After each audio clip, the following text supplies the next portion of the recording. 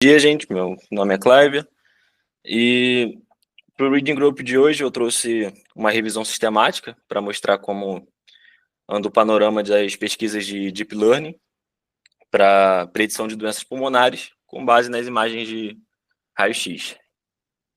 Eu separei o artigo em 5 sessões: introdução, a metodologia para a revisão sistemática, as abordagens de Deep Learning mais usadas, discussões e conclusão.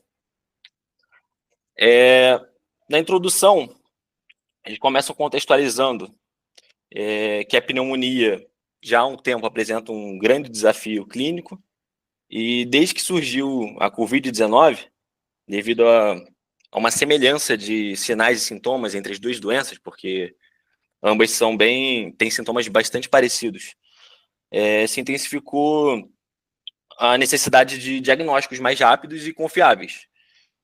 Por conta disso, o raio-x do tórax acabou sendo mais utilizado como exame de triagem inicial, pela disponibilidade e baixo custo. Além disso, o objetivo da revisão, eles explicam que o propósito é, acima de tudo, mapear as técnicas de Deep Learning que mais têm sido aplicadas, a classificação, e orientar os futuros pesquisadores sobre os caminhos e as lacunas que ainda precisam ser exploradas na literatura. Então, são discutidas, enquanto ao mapeamento, as arquiteturas, né, que mais se destacam, quais as acurácias, as funções de otimização, de perda. Mas como é feito o diagnóstico da pneumonia através do raio-x? Aqui a gente tem 3 imagens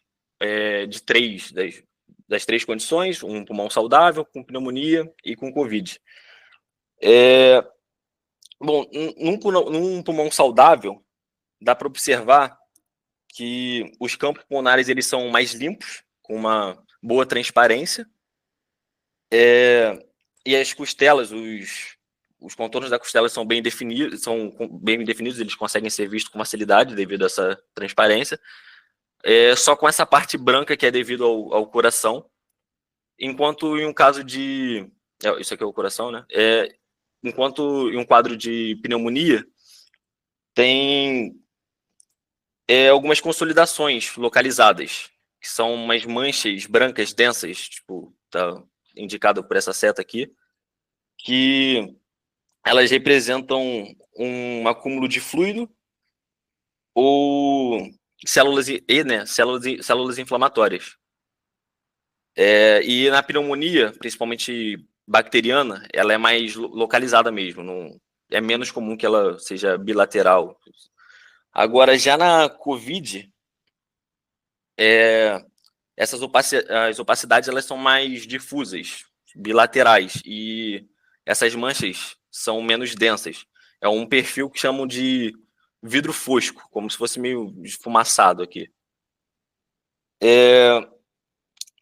Ela, como eu falei, ela é difusa e ela costuma acometer os dois lados do pulmão. Então é assim que é feito o diagnóstico. Agora, quanto à metodologia de revisão. O método que os autores usaram para filtrar, para selecionar os artigos, foi o Prisma, onde funciona da seguinte forma. Primeiro, eles pegaram milhares de artigos em bases de dados diferentes, que foram essas aqui. Depois disso, eles removem os títulos duplicados e então passam por uma série de filtragens, onde eles removem os títulos que são irrelevantes para a revisão em si. Aí eles vão removendo os títulos irrelevantes, o conteúdo que é irrelevante e as técnicas que não foram relatadas. E no fim de tudo, depois de todo esse funil, eles chegaram a 68 artigos, que foram separados assim entre estudos que focam só na label de pneumonia, nos que focam só na label de Covid, e nos que são multilabel e tratam as duas. Esses são os datasets que foram vistos em todos os artigos que eles analisaram. Tem datasets de tamanhos bastante variados, tem uns com muito poucos dados, com 90, 600, e outros com bastante, mais de 100 mil dados. E também alguns com label binária, que seria só a doença ou no find, né? E também multilabel, que representando não só COVID, pneumonia e no find, como o tipo da pneumonia também. Inclusive, a COVID ela pode gerar uma pneumonia viral, né? As abordagens de Deep Learning. Eles fizeram o seguinte também. Eles tentaram pegar a tendência dessas técnicas, das técnicas mais utilizadas, as arquiteturas mais utilizadas, da seguinte forma: eles pegaram artigos de 2017 a 2021 e filtraram por citação de cada arquitetura. E chegaram nesse gráfico aqui, das mais utilizadas a menos em 2021. Eu vou falar um pouco sobre a arquitetura das mais utilizadas aqui. Bom, começando pela VGG. A VGG Desculpa, é uma... Cláudio, rapidinho, pode só voltar no gráfico anterior só para eu prestar atenção quais são as claro. mais utilizadas? Sim. VGG Primeiro, aqui. a ResNet é a que mais aparece. Verdade, a ResNet, a VGG é a segunda aqui. Aí daí A são... menos utilizada é a CapsNet, Tá, ok. com menos de 200 citações em 2021. A primeira tem quase 2.000 citações, uma diferença até grande, eu acho. Tá legal. Se serve de algum input, a ResNet, que é a rede de atenção, ela também tem sido usada para alguns problemas de cérebro também. Eu tenho visto bastante artigo usando ela. É uma rede de atenção. É bem interessante. Perfeito. Tá legal, pode continuar. Tá. Bom, a BGG. A BGG, ela é uma rede profunda, porém simples, e ela usa pequenos filtros convolucionais 3x3, seguidos sempre de max pooling 2x2. Ela tem um sufixo numérico que representa normalmente o número de camadas da rede. Acho que os mais famosos são BGG 16 e 19.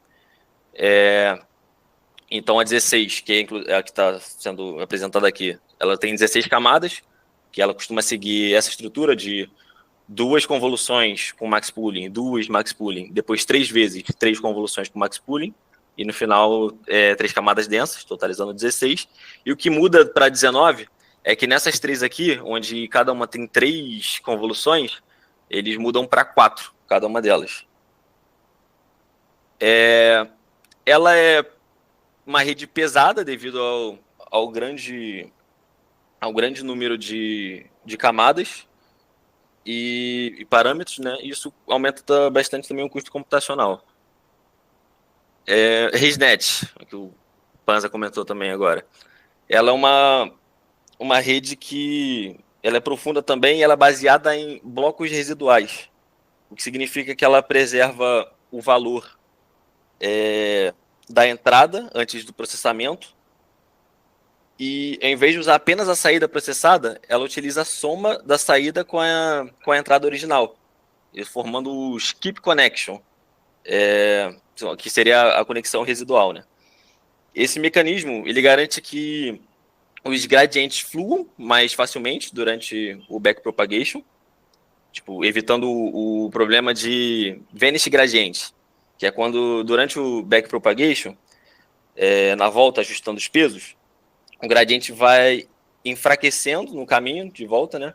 E podendo até sumir, chegando nas primeiras camadas. O que impede que a rede aprenda. Então, quanto mais profundo uma rede acaba que ela é mais vulnerável ao Vanish Gradient. E o ResNet se mostra como uma solução, guardando os valores, permitindo um treinamento mais eficaz com redes profundas. O próximo é MobileNet. A MobileNet separa a operação de convolução em duas etapas: a Depthwise Convolution e em seguida as convoluções um por um, que seria a Pointwise Convolution. A Depthwise Convolution, ela separa, ela filtra os canais e joga uma convolução por canal, diminuindo a complexidade dos cálculos. Então evita os cálculos pesados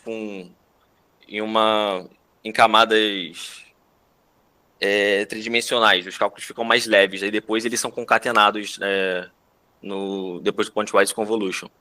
Então isso mantém a rede eficiente, porque ela é processada individualmente entre os canais e depois ela é concatenada. A DenseNet, ela é baseada no conceito de dense blocks. O dense block funciona da seguinte forma: cada camada dentro de um bloco é conectada diretamente a todas as camadas anteriores a esse bloco.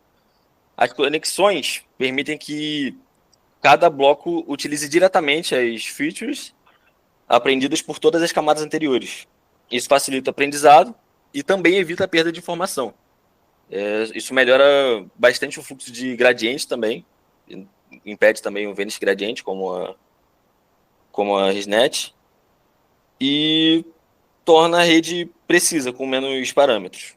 Além desse dense block, isso aqui tudo está representando o dense block, né? Tem a transition layer, onde ela conecta os dense blocks e ela faz uma redução da dimensionalidade para manter com a rede leve, só que ela não faz o max pooling, ela faz um average pooling, porque o max pooling ele pega o valor máximo, né? Então o average pooling, como ele pega a média, ele é melhor para você salvar as características. Salvar não, tipo, melhor, ele prioriza melhor os detalhes do que o max pooling. A EfficientNet. Ela é uma rede uma arquitetura que faz um escalonamento balanceado das dimensões da rede, a profundidade, a largura e a resolução, por meio de uma técnica que se chama Compound Scaling, otimizando o desempenho com menos custo computacional. Então, como ela funciona? Ela tem as constantes, o fator de profundidade, de largura e de resolução, que são definidas antes. E tem um nível que é baseado no custo computacional, que sempre começa em zero, né? Quando o custo computacional é ele vezes 1. Então, para você saber os novos valores de profundidade, largura e resolução, você vai multiplicar os valores pelo fator de profundidade elevado ao nível, ao custo computacional, começando em zero. Então, peguei um exemplo aqui. Quando você tem esses valores, profundidade vai ser basicamente um número de camadas, né? Largura, filtros, resolução da imagem. Mas começando com esses valores para cada uma das dimensões. Quando você tem o seu custo computacional igual, você não muda nada, então vai ser ele vezes a profundidade vezes o fator de profundidade elevado a zero, então vai ser ele mesmo. Agora, quando você dobra, você consegue dobrar o custo computacional. Para você saber as novas dimensões, você vai pegar o valor inicial, multiplicar pela constante respectiva, elevado ao novo custo computacional. Então, tipo, de 10 da profundidade vai para 12 camadas. Na largura vai para 35,2. Claro que você vai arredondar, né? Para inteiro a conta. Mas é isso, ela escalona a rede inteira de uma forma equilibrada. Bom, SqueezeNet A SqueezeNet é baseada em blocos chamado Fire Módulos, e eles seguem a seguinte lógica. Primeiro passa pelo Squeeze, onde a entrada, que normalmente com muitos canais, ela é processada por vários filtros, um por um, aplicados em cada canal simultaneamente. E esses filtros, eles vão passar por cada valor em cada canal, pegar o valor e fazer uma soma ponderada. E vai fazer isso em toda a imagem. Aí depois, na saída onde o Expand, que é a segunda fase, ele vai separar em duas convoluções separadas, a 1 por 1 para combinar os canais e uma 3 por 3 para captar os padrões no espaço. Depois concatena e gera uma saída mais rica de informação.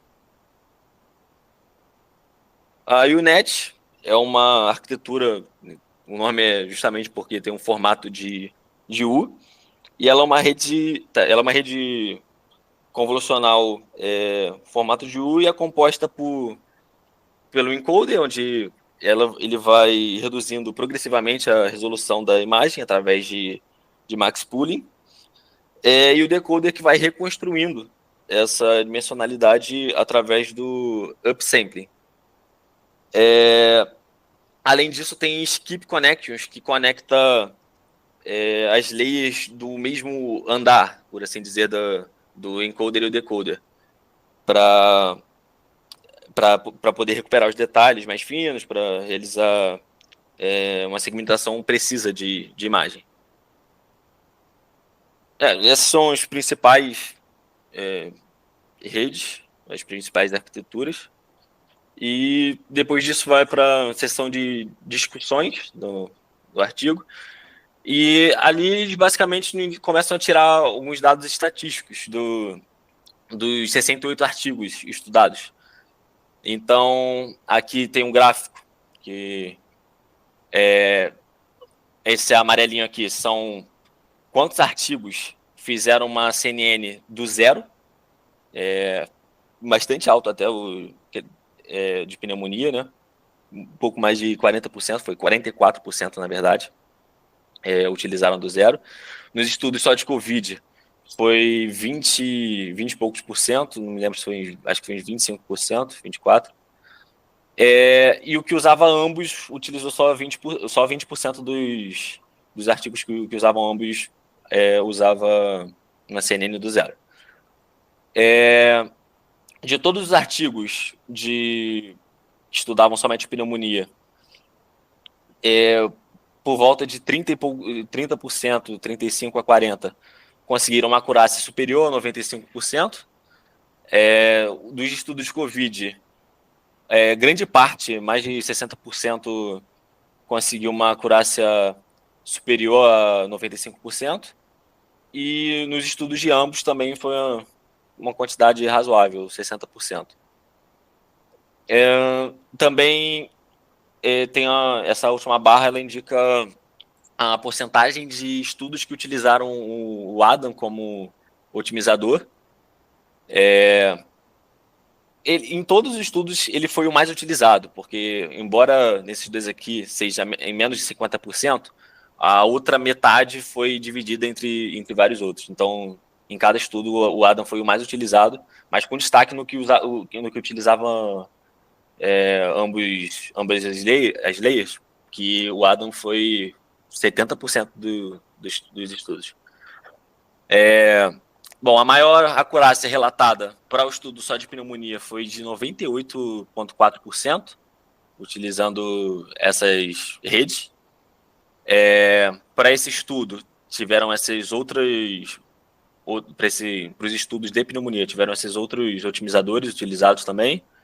E as funções de Loess também. Na COVID, o estudo com a maior acurácia foi de 99,87%, o maior relatado. Bastante alto, utilizando esses dois aqui em conjunto. E os outros otimizadores foram esses. E não está o Adam aqui porque ele foi utilizado nessa pesquisa em específico, com essas funções de perda, e o que utilizavam ambos também teve uma acurácia muito boa, o de maior acurácia, que foi 98,97%, com os seguintes otimizadores e funções de perda. Analisando tudo isso, todos esses artigos e o cenário em que cada um utiliza cada arquitetura, eles montam um diagrama que serve como um guia do que seria bom para se utilizar na hora de for fazer uma pesquisa nesse segmento. Então, começando pelo dataset, onde se faz a seguinte pergunta: se o dataset é insuficiente? Se sim, você faz um data augmentation. Se não, ou depois do data augmentation, você se pergunta se ele está balanceado. Se ele não estiver balanceado, você faz oversampling e undersampling. Se ele estiver balanceado, ou depois de fazer desse passo, aplica o pré-processamento, redução de ruído, normalização, e daqui se faz a pergunta: requer segmentação de imagem? Se sim, os mais utilizados são o CapsNet e o NET. Se não, requer um grande poder computacional? Se não, os mais recomendados são o EfficientNet, MobileNet e SqueezeNet. Se sim, CNNs do zero, no geral, o Exception, VGG17, ResNet, DenseNet, todo o restante.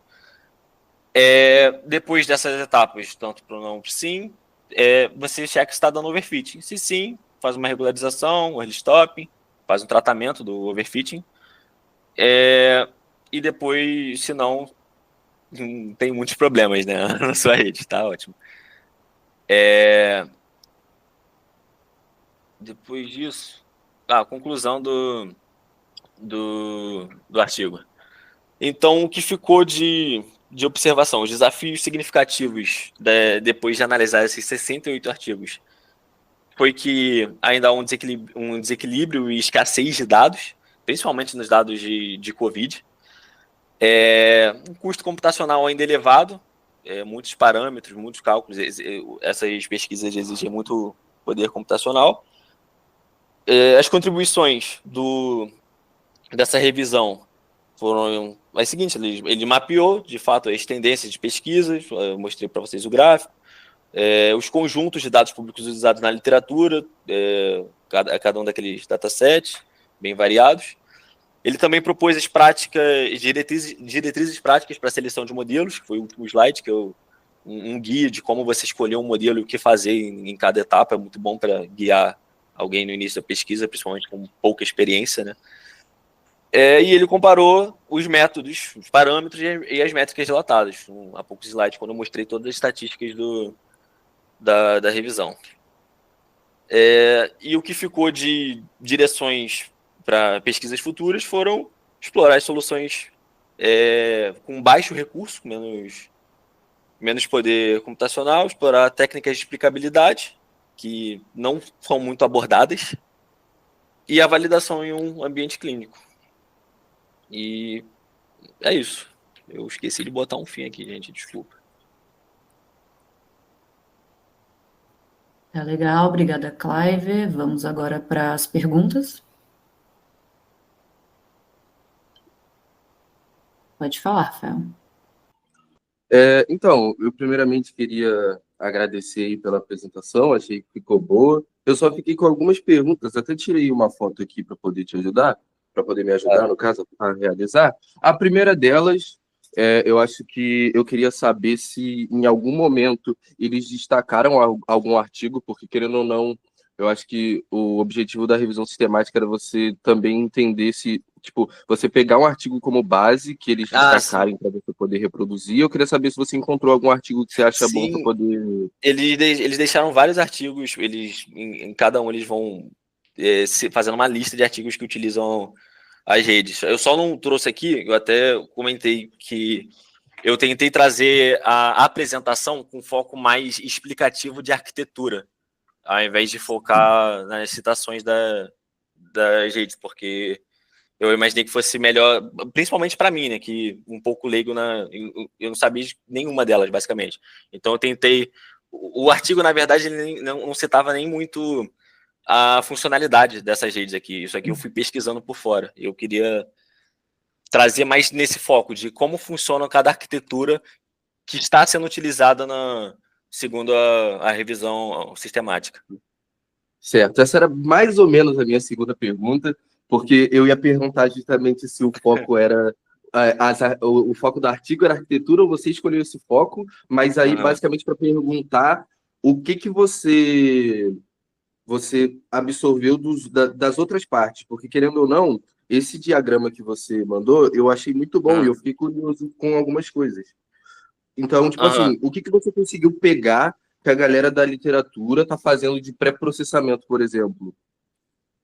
Eles falavam alguma coisa sobre isso? De pré-processamento, eles não se aprofundaram. Eles só comentaram, de fato, por cima, mas não explicam muito sobre pré-processamento, nem sobre explicabilidade.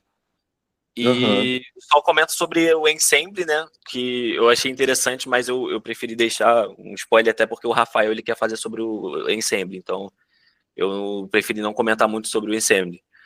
Mas o pré-processamento eles não abordam muito no artigo, não. Mas o que eu peguei. Pode falar. O que eu peguei é que, tipo, na minha pesquisa em específico, eu tô tendo esse problema com overfit, né? E eu tava muito, tipo, fazendo a CNN do zero e só tentando mudar sem entender os parâmetros. Então, e tava causando bastante overfit. Então, eu achei interessante essa parada de skip connection para você salvar para você não ter esse problema de vanish gradiente. Para a rede não parar de aprender, porque a minha rede estava sofrendo com isso também, entendeu? Então, acho tipo, uma lição que eu tirei para mim é, tipo, eu aprendi um pouco sobre as arquiteturas e eu acho que eu vi algumas que eu achei interessantes para eu aplicar na minha pesquisa.